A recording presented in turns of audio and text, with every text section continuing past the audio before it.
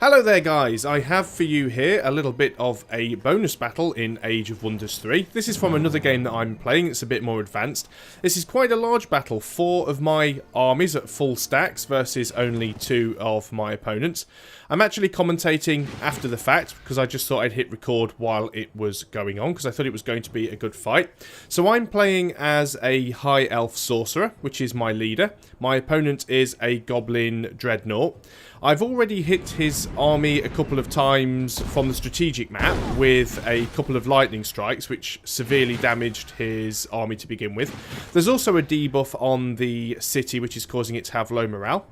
So the first move he took there was to use his Juggernaut, which is one of his special units as a Dreadnought. You can see here my Sorcerer has an awful lot of abilities. I also have 3 other leaders in the fight, 2 Warlords and an Archdruid.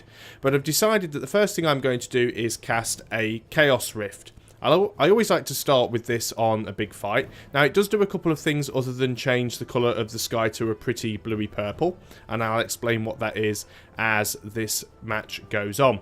So yeah, he took his Juggernaut, and that thing has a lot of hit points and does a massive amount of damage. So he fired a siege shot right into the middle of my ranged units. He's hit my longbowmen, and I'm trying to just move them back out of range. The main thing that I really want to do here is, because obviously it's a city siege and I haven't brought any siege units with me, it can make it quite difficult to get in. So all I wanted to do was bring my units out of the way and just stop them from getting hurt. So this is the first thing that the Chaos Rift does. Every turn it'll hit 2 to 3 targets with shock damage, and it'll also jump to the surrounding units in the adjacent hexes, and also once per turn it spawns in another unit for me. Now where that unit spawns in is a bit random, and what that unit is also a little random. And in this case it didn't help because it got obliterated before it could do anything. Sadly those units do spawn in with all of their movement used up, so you can't even move them on the turn you get them either, so it's not all that good. But it does help, it provides an additional target. So I've decided to start this round by using one of my Warlords to cast the Berserk ability. Now what the Berserk ability does is it will cause a unit to, for 2 turns, attack with melee the closest unit to it. So I'm just going around the battlefield having a look at which units I can cast Berserk on. Ideally I want units that are very good with melee damage. Now heroes have a very small % chance for it to work, and in that case it didn't. It did resist, but it will have halved his movement. The Chaos Rift's going off again, doing quite a lot of shock damage, which is quite nice, and summons me in another creature. And he's moving that Juggernaut forwards, firing another siege shot, doing quite a bit of damage to some longbowmen and my Storm Sisters, who I'm really going to have to try and look after, because I don't want to really lose any units. I expected a few casualties, but I prefer not to. Don't really want to waste any turns healing up, so I'm just going to move that unit back and out of the way. Now, when it's a city siege, the AI is not too stupid. It does generally tend to stay behind the walls unless it has a better option. So he isn't going to come out and meet me on the battlefield. He's literally just going to stay and fire at me from the battlements. So I decided to take my Berserker ability and have another go at berserking something. I figured I might as well take my chances with that hero again, and this time it actually worked. So for the next 2 turns, that hero will attack with melee the closest unit to it. And it's a double whammy really, because not only does it do an awful lot of attack damage, but it also means that it is taking one of their heroes out of the fight for 2 turns. And that stops that hero from being able to cast spells also, so that's quite useful. So what I'm deciding to do now, because I don't want to just sit and wait out here for my Chaos Rift to just kill them via attrition, I'm starting to move my units forward that have a chance of getting over the walls. So all of my flying units, they can get over the walls nice and easy.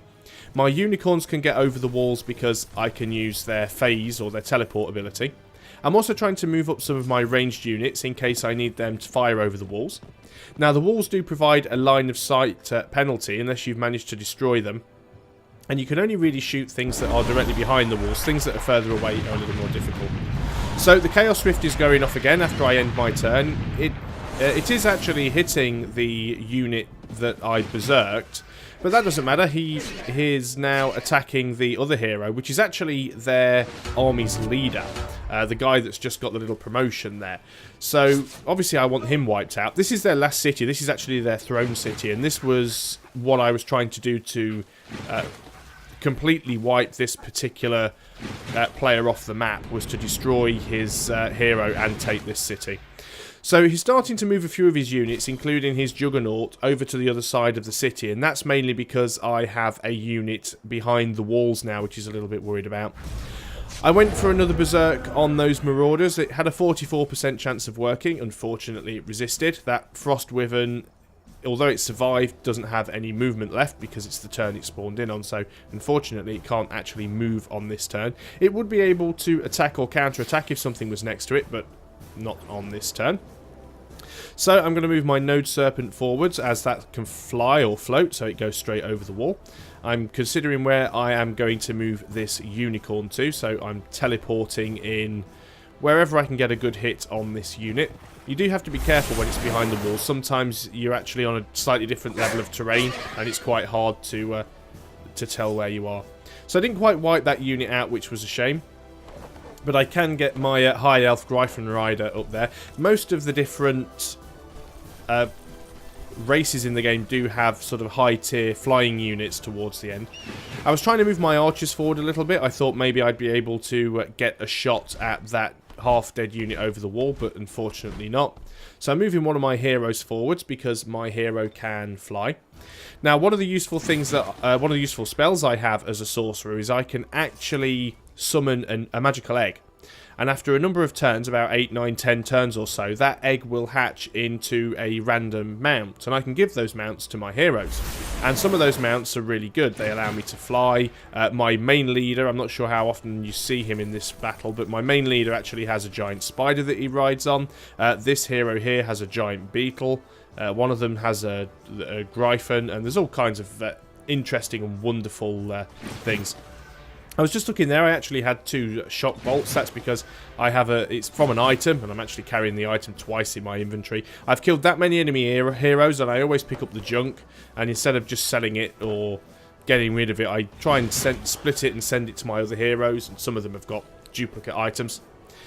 So all I'm doing now is just starting to move my units forward. I do try and keep them spread out a little bit, mainly because of that Juggernaut. And you also never know when the enemy AI or the enemy player is going to cast a spell on you that does a sort of chain lightning thing. I decided to move this Storm Sister out of the map completely. The attacking army can move to those little arrows on the edge of the map and take a unit out of combat, and they're out for the rest of the fight. You can't do that with the defending army. Only the attackers can actually run away. But I thought that unit's half dead. I might as well just get it out of play and defend it. So this was probably one of the longest turns in the entire battle, where I decided it was really time to start moving my forces forward. Keep them fairly spread out and keep a defensive line, hoping to get my archers into position to be able to do something. Just going around now, just checking that I haven't really missed any units. Moving my Frost Wyvern forward as well, because again it's a flying unit, it can get over the wall nice and easily. So the AI is starting to get into a bit of a predicament now. He's got a hero behind his lines with Berserk, who's doing him a bit of damage. He's taking a lot of damage from the Chaos Rift. My units are starting to spawn in behind them from the Chaos Rift. I'm also breaching their walls on their left and right flank. Now this is actually causing them to split their army up, because some of them are coming to the left to deal with the units there, some are coming to the right to deal with the units coming from the other side, and some are going towards the back of the city. Now those are a little bit of a pain, because they're difficult for me to hit with archers or anything from down here on the ground. So almost done moving everyone into place. I've decided to leave my leader at the back there. He doesn't really need to get involved, but I do have this Gryphon. He can't really get over the wall on this turn, so I figure, well, I might as well move him forward, get him in a position where I can get him over the wall next turn. Got some unicorns there.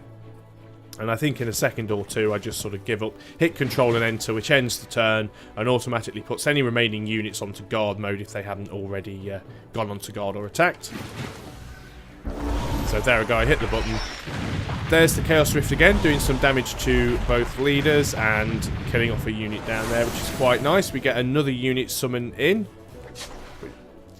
and we get a little melee strike up there. Now that was actually their leader dying to my the guy that I had berserked.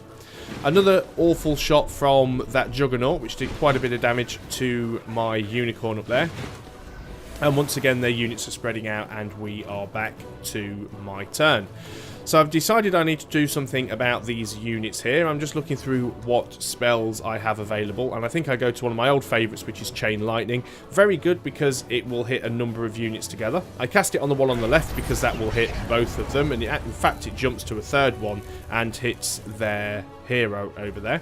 So they've also got a mechanical golem just to the right of the screen at the moment, which is another Dreadnought specific unit, that guy just there. So he is a mechanical unit. I do want to get him wiped out. So I decided to take these guys out first because I could kill them with the Gryphon Rider. Nice and easy, didn't take any damage back. And then we charge in with the unicorns and finish off the golem without taking any damage from him. So the main problem is going to be that Juggernaut, because it has about 100 hit points or something around there. And we have done a little bit of damage to it, mainly that has come from the Chaos Rift, but it can do so much damage, and it does massive AoE damage. It is absolutely nasty. I've seen Doom stacks going around the map before from certain players where you just take 6 of those or 5 of those with a siege leader who can essentially just repair them, and yeah, they can just decimate entire armies. So I decided to just charge my unicorns in here. I thought they'll pretty much win that fight. They hardly took any damage back and did a load in return. This Frost Wyvern's just going in to finish the stack off, although it didn't quite manage it. But I figured that there's not an awful lot that unit can do. It's going to get killed whatever it tries, but I figured I'll start to bring this second Frost Wyvern forward. You may be able to use that later. So these Wisps are pretty pointless. They're a pretty weak unit, but they spawned in on the Chaos Rift, so they were free. Any units that do spawn in from the Chaos Rift only last for the duration of the battle, so as soon as the battle is over, you lose those units, so you might as well just use them as sacrificial pawns. If you're going to lose any units in a fight, make sure it's those ones, because they don't really cost you anything. There's no penalty for losing them, and you lose them at the end of the fight anyway. So I decided it was time to start using some of my remaining melee units to attack the gates in a hope that I could get some of my other units through. Luckily the Chaos Rift took out their last remaining hero in the fight, and also took a big chunk of health away from the Juggernaut too. I got a big stompy unit spawning at the back there. I'm not even entirely sure what it was, because I don't think I got as far as having a look at that. So that's another one of the nasty up-close abilities that the Juggernaut has, that it can do this sort of massive earthquake thing that does an awful lot of damage to all the surrounding units. Looks like that other unit down there from the last turn did actually die off. It was probably either from a bleed effect that I'd managed to put on it, or quite possibly it just attacked me and I counted and didn't see it happen. So I decided to check out the Juggernaut stats because I'm trying to remember what it is weak and protected against. So it's only really weak to shock damage. Anything else like fire and frost is sort of standard damage. It is resistant to blight and I think it's holy damage. But I decided to go with the Chain Lightning. Now, Chain Lightning is normally used for multiple targets, but I mean, it's a solid 20-point hit. So I decided I'll move this High Elf Gryphon Rider around the back, hit it once, did a fair bit of damage, did take some retaliation in return, but that was enough to wipe it out. And that was it. That was both of their armies wiped out, including their leader, and also captured their throne city. So Echo the Explosive has lost. He is out of the game. And there we go. I have defeated one of the AI leaders. So, little bonus video for you guys. Thanks a lot for watching. I'll see you next time. And until then, goodbye for now.